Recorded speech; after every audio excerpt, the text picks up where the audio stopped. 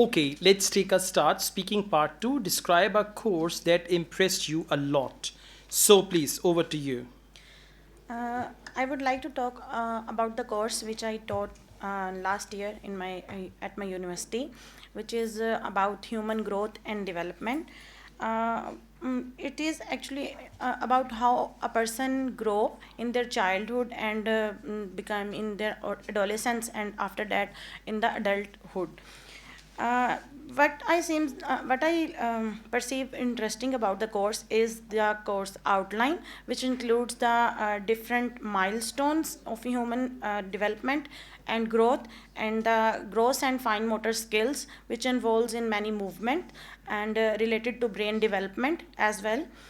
Uh, what I usually found difficult in that course is to engage the attention of my students, because it was very boring to him, boring to them, that they learn about the childhood and their different milestones, that how a child gets started sitting, speaking, eating, and all that. I gave them different quizzes and a single assignment during that course.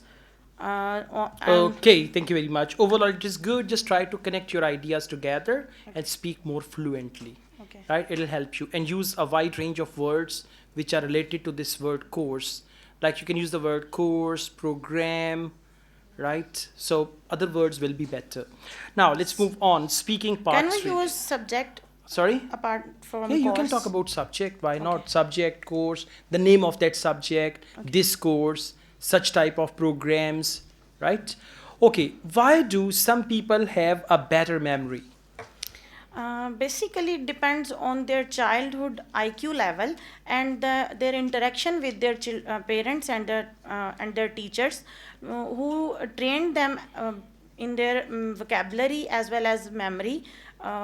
It depends on their memory gaining capacity of the brain and the storage of it. Okay, thank you. So just try to add some more in part 3, then you will be fine. Thank you.